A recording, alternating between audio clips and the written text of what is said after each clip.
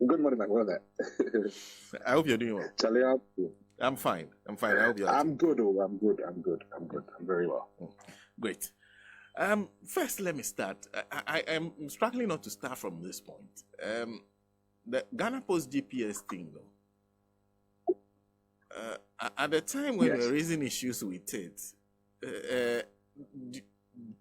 do you think those issues that you raise have become irrelevant at this point? That the app over time have worked to the point where those concerns have been largely dealt with by the efficiency of the app? So, good morning to you and good morning to our cherished listeners. First of all, let me say that listening to the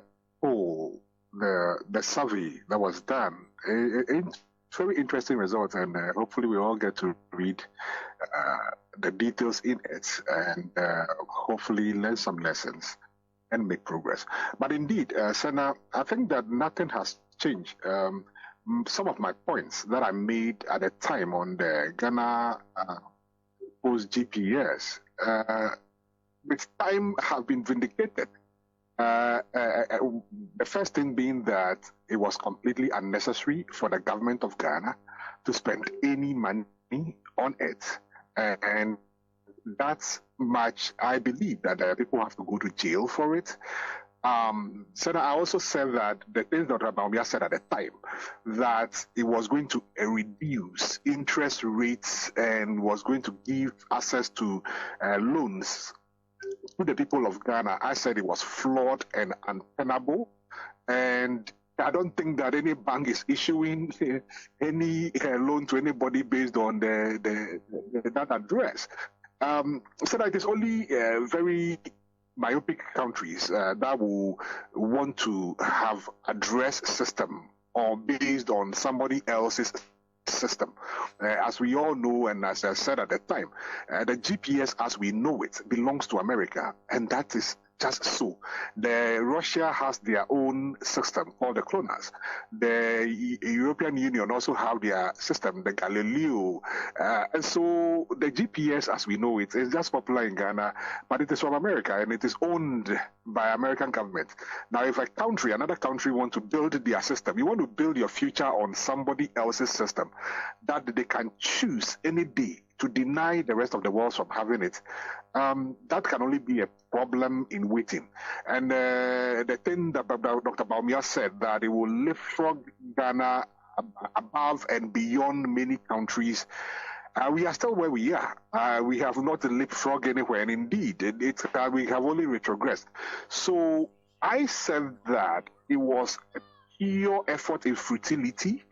It was unnecessary. Ghana government needed to have spent absolutely no money because it was already available to us. And I made that point clear at the time. So as far as you're concerned, money has been wasted on it and somebody needs to answer for it. Absolutely. It was this is pure causing financial loss to the state.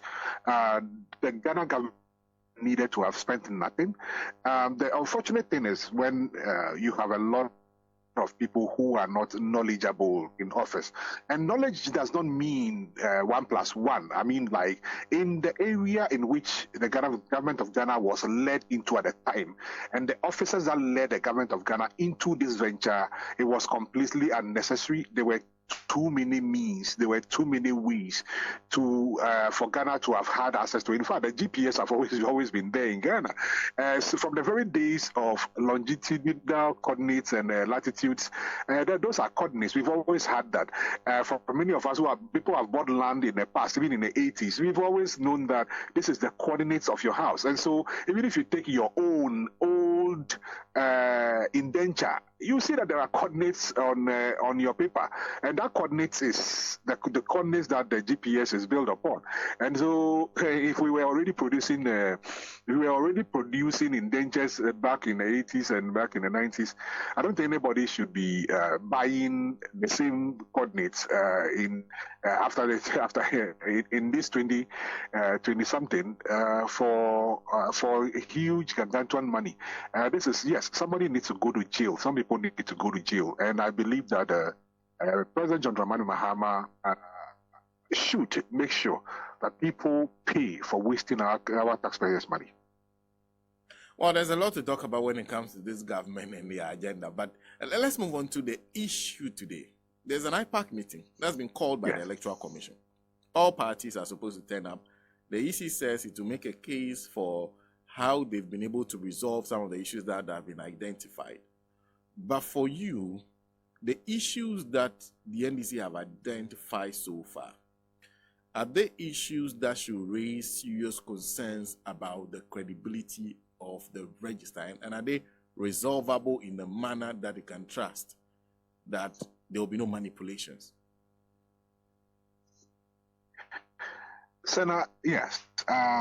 You see, the posturing of the EC in this upcoming election, it's what is surprising many Ghanaians. And indeed, the defense that the MPP is putting up for the EC only goes further to strengthen the concern that many people have against the EC.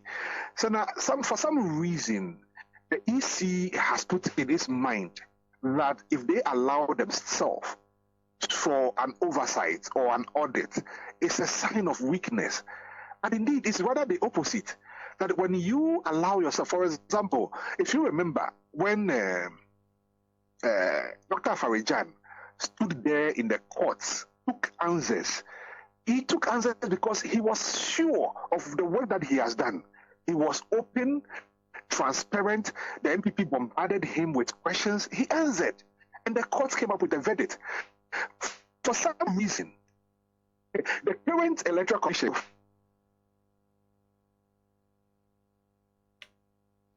after Farijan was his without any serving the people, and he realizes that his friends, the stakeholders of our election, is the people of Ghana first. Parties are interested parties, but the people of Ghana is who owns this space, and the EC needs to be responsible to the people of Ghana. And again, members of the NDC and members of the MPP are all people of Ghana.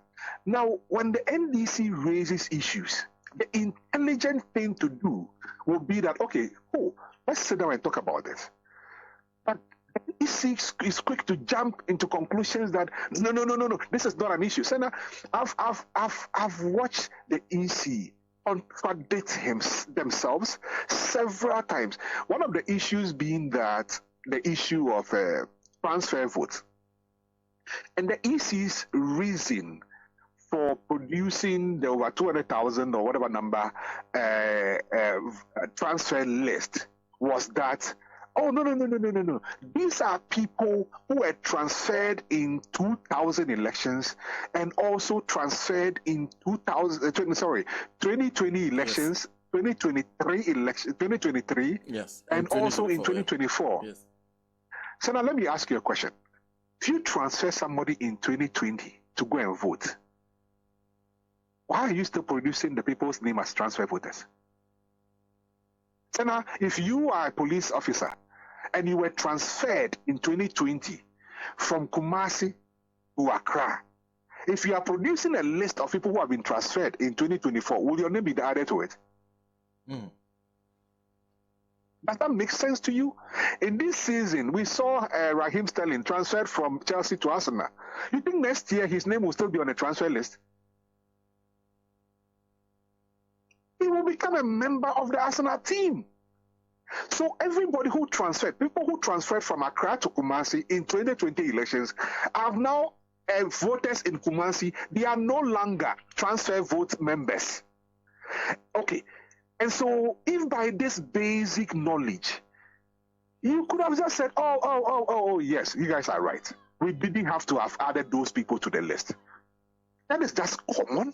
That is just common sense. Because if the people were transferred already, and you have given the list to the NDC and the MPP for that matter, that these people have been transferred because based on the fact that they have moved jobs, they have married, they're giving birth, whatever it is, the reason that you gave to the parties that these people have been transferred already, what are these people names still doing in transfer list in 2024?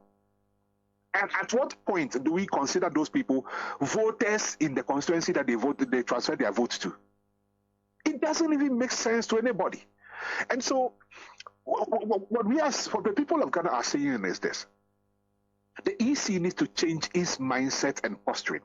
The NDC as a political party is not against the EC and its people. The NDC is just an interested stakeholder in the 2020 elections. And just like every game, if Kotokoina and has a match to play, and there are rules and regulations and things that are happening. If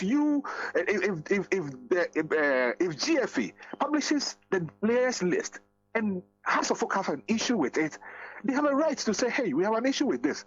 This player is not supposed to be Kotoko player. And the GFA should be open enough to say that, okay, let's take a look at it. Why do you say so?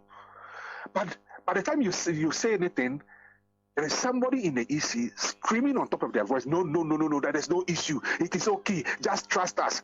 And we have seen conspicuously the Peace Council that demanded in 2016 that Charlotte says must resign.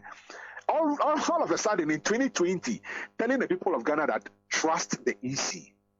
The same Peace Council that told the people of Ghana, Charlotte say must resign. Today, it's not saying the same words. It's saying the people of Ghana just trust the EC. Now, this EC have shown to the people of Ghana that they cannot be trusted. At least in the last elections, when the petition came up, the EC was too afraid to be cross-examined. The EC refused, used every practice in the books to be cross-examined.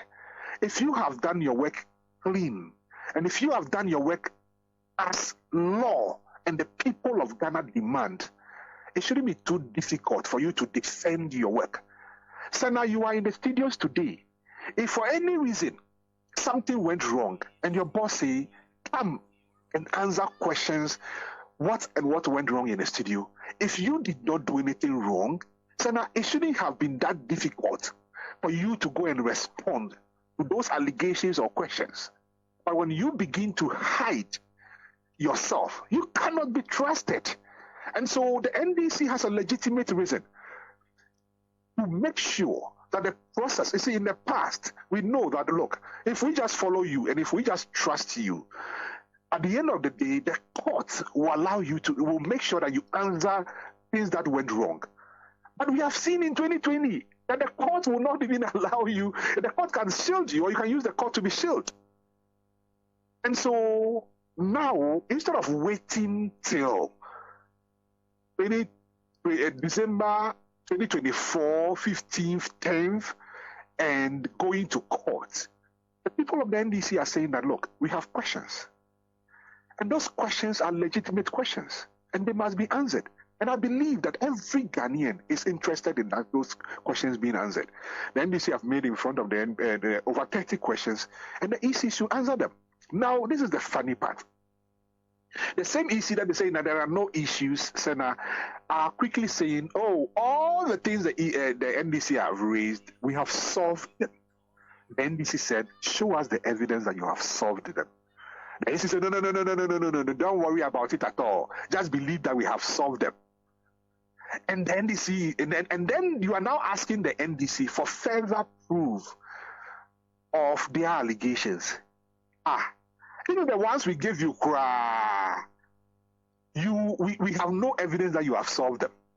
You are asking for more evidence of allegations that have been raised against you. I think that if you want the people of Ghana to trust you, if we want this country to continue to exist as we know it today, the onus is on us. and the state institutions for that matter, to make sure that the people of Ghana can trust them. One of the most respectable some of the most respectable institutions in Ghana, for example, the military, they have earned the respect for a very long time. But when the people of the military make mistakes or cause excesses like what we saw in the past in Ashaman, we see the people of Ghana speak against it. And of course, the military have to take measures to make sure that, look, this is the people that we are serving. And we need to make sure that we are in the good books with them. So the EC owes it to the people of Ghana. We can only urge the EC to take bold decisions to demonstrate accountability to the citizens that they serve. And that's transparency. They owe it to the people of Ghana, Senna. Their point has always been that they've been doing this for so long. The Electoral Commission has been doing this since 1992 when the EC was set up, especially for the 96 elections. Since then, they've been going through these processes. Even for the biometric register, 2012, 2016, 2020, now 2024. So they know how to rectify these issues when they are brought to their attention. They've identified some and they are fixing it. Should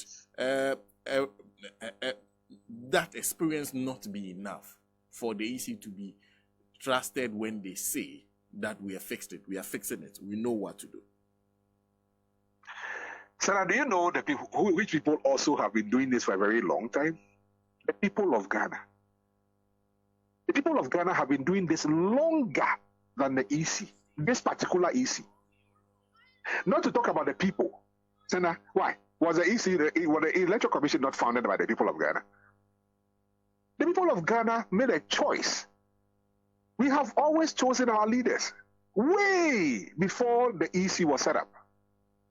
And the people of Ghana are seeing the behavior of the EC today.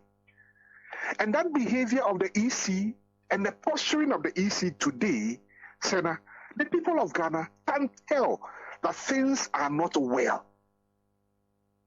And the moment the people of Ghana can tell that things are not well, then the EC needs to realize that, look, it is time I look at what is happening, what I am doing, and take measures that can correct the perception of my people in their minds at least. So, son, I'm saying that this notion that, and by the way, there's nothing. Look, the EC system does not have memory. The EC system does not have memory. By that I mean that the fact that we did successful election in 2012 does not automatically mean that we are going to do a successful election in 2024. That is not what it means. If so, why did the NPP boycott Parliament in 1996? The fact that we did a bad elections per the MPP's understanding in 1996, was that an automatic understanding? In 1992. Was that an automatic understanding that the 1996 and 2000 elections were going to be flawed as well? The MPP's understanding? No. So the work that EC did, especially if 2020 is anything to go by, then the points that the EC have been doing this for a very long time does not even come. Why? Why? Did we not do elections with biometric data, the data information in 2016 and all of that? When the EC came, the current crop of EC members, the Jane Mensah-led administration, when they came, what did they do? They said no. They are going to change so many things, including buying new machine systems. Why are they buying new systems if we are just supposed to accept the fact that the EC have been doing this for a very long time and know what to do?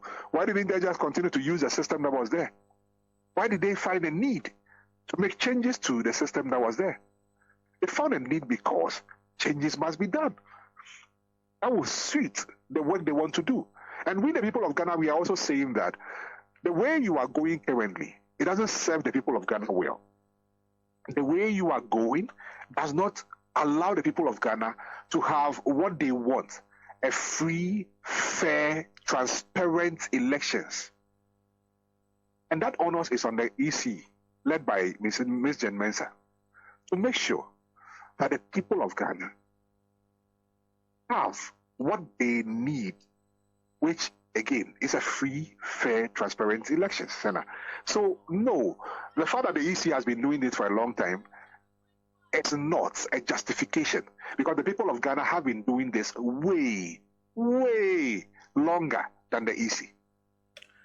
Now, key issue, what we are dealing with is an IT system.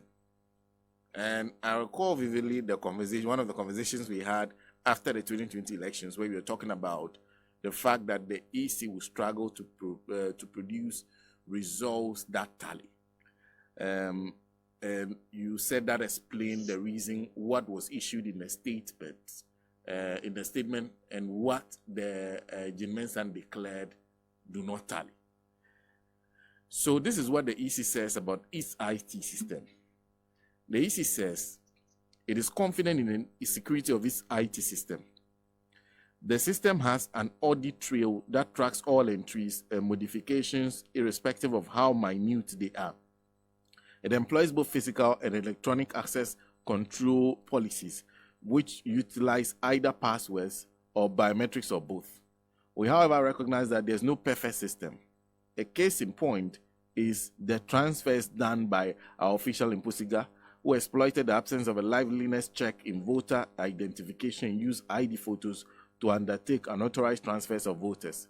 It is important to note that the Commission detected the anomaly, identified the vulnerability, and immediately put a remedy in place. More importantly, the presence of, let me find the next one,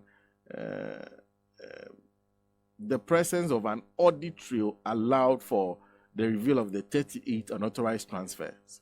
The system is equipped with measures to cure errors detected. How does that sound to you? It sounds like a baloney. It sounds like crap.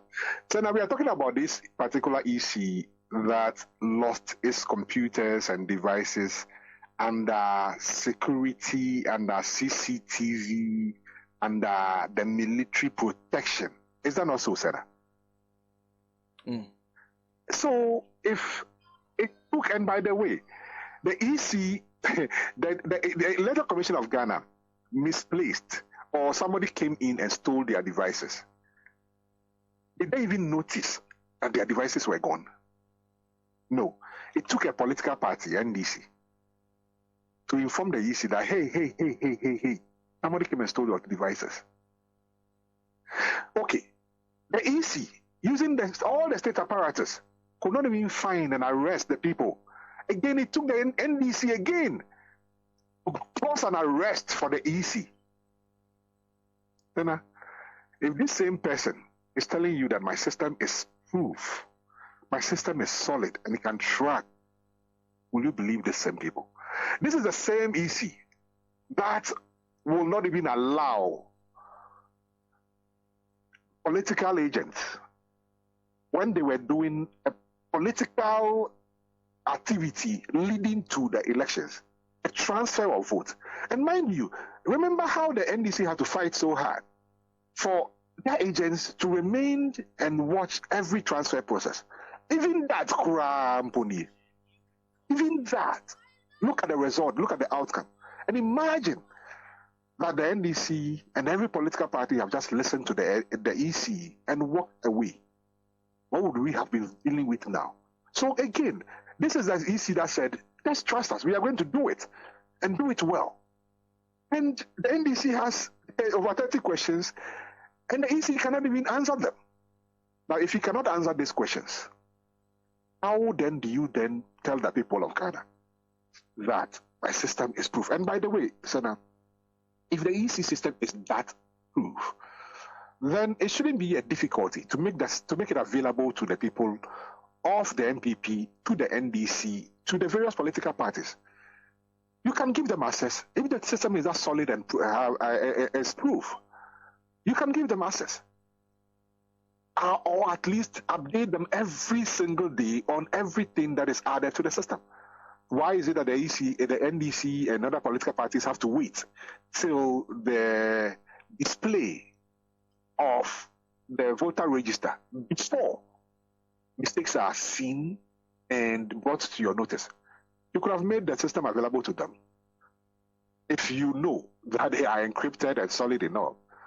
No, but this particular EC, every single move is as if it was intentional. And so now you mentioned something at the beginning. Yes, I said that the EC, and so now if nothing has changed on the EC system, I promise you, if today the EC goes to produce a live result for their 2020 election result, I am saying that the figures will be different again. And you see, that is a danger going into the 2024 elections. If nothing has changed, I am saying to you, Senna, that the elections are not held at the regional level. The 16 regional offices, elections are not held there. There is absolutely no reason for the EC to continue to keep regional collation centers. The regional collation centers have been used as a fraud machine, and it will continue to be used as a fraud machine. The only way that this EC will answer questions why the need for a regional system is to open itself up and answer questions. But this EC is not interested. So we hold elections at the polling stations within the constituency. We send those results to the constituency, collate them. Those results can come directly from those constituencies to the EC office, as have been done over the years. It shouldn't be that difficult. The EC in Accra shouldn't be too lazy to collect information from 275 constituencies. It shouldn't be that difficult to sit down and collect information, data from 275 constituencies. It shouldn't be. Why is there the need to just chop more of the taxpayers' money? So no, Senna, I'm sorry, but the EC cannot be trusted as it stands, and questions must be asked, and the EC must be open enough to answer these questions in a transparent manner, so that Ghana. You see, there was a time under Dr. Farijan where Ghana's election was a beacon. Look, Senna, how long did it take Sarah to find an international appointment? Get an international appointment. Because that is the credibility of Ghana's elections. That is the credibility. We see how Nigeria, Sierra Leone, and other countries were coming to Dr. Farijan. Today, Ghana's election and the Electoral Commission, they are local champions. They don't go anywhere. They don't go anywhere. They don't go anywhere. And you see, this should be a lesson to the people of the NPP. We've seen it in the past. We've seen the likes of Dr. Spielgabra take up international appointment. We've seen Austin Gambi and many of them. Because you see, the NDC continue to prove that the hallmark of the NDC is integrity. But if you continue to shoot yourself in this absolute filth, and by the time you finish playing your politics in Ghana, nobody even wants to see you. Nobody's interested in you. And Madame Jimenza, no country want to even deal with her. So now, I'm sorry, but this current DC cannot be trusted in any point of view. Of course, there's that IPAC meeting today, but thank you very much for speaking to us, Elikem. Absolutely. Thank you very much, brother. Yeah. Elikem Mortey joining us all the way from the US, taking us to 55 minutes past 9 here in the studios of Radio Gold 90.5 FM. That IPAC meeting is happening today. The meeting between the EC and the political parties. Now, so far, what we know is that it is the, and interestingly, Mr. President, downtown president, I think when we're reviewing the newspaper, the NDC has spoken about Pusiga. The NDC never went to court. I think the New Patriotic Party that went to court over some Mensah South transfers. Yeah. And got a court order for those transfers to be reversed. Since then, they've not said anything about why they wanted those transfers reversed. If there's nothing wrong with the system, why did they want those transfers to have been reversed? Because they were saying then that there are others that they are concerned about. So if there are problems with transfers, what was the problem with those transfers that they got the court to agree for them to successfully reverse them. The EC, the instruction to the EC was reverse those transfers. As we speak now, the NEC has identified those transfers in Posiga. The question is, have they even been reversed? Because they haven't gone to secure a court order. You went to the point of securing a court order, but yet you say the NEC has no case. You identified a problem that you got to the point of securing a court order to reverse. The person is raising the same issue. You say they have no case. Now, at one point, would they agree that there's a case to be made for when it comes to the issues of transfers alone? And then there are other cases. And the part that that's quite interesting is this. So myself and Nancy were voting at a particular polling station. As we speak now, Nancy is no longer at that polling station. Nancy never asked to be transferred to a different polling station. I have not gone to check. Who knows where I am? Mm-hmm. Nancy is not the only one in this house. One of our security men, he has been moved to another polling station. He didn't ask to be moved. He voted there the last time. If you have new voters that you need to move, do you move the old voters? Yeah. So that's another issue that we haven't even discussed yet. We haven't gotten there yet. So the question is, do you even know whether or not you are on the register, that particular register that we were on in the last election? When you go there and you find that you are not on that polling station register, what do you do? Do you go home? Do you go and look for where you are? Do you start moving from one polling station to another? Will the EC be in a position to help tell you where you're supposed to vote now? And if your details are not in that constituency, what happens to you? You see, he says that so far as it is the NDC that is raising the issue, nobody should mind them. And that those people who went to check their names and their names are not at their polling stations, they should raise the issue themselves. But not NDC. no, but we should be screaming. They are not hearing us scream. If you know that you have issues with maybe transfers without your notification and all, you all should come together and then you shout. That one day they'll support it. But if it's the NDC making the case for these people, that one they don't see why. And that if the NDC really claims that 2,000 or something people have been transferred without their, it wouldn't be the NDC shouting, that will see these people coming up. The transfers that they got reversed, was it the people who went to get the transfers reversed or they did it? It's an animal farm business. See? So they make such arguments and I'm like, are you listening to yourself? Are you listening to yourself?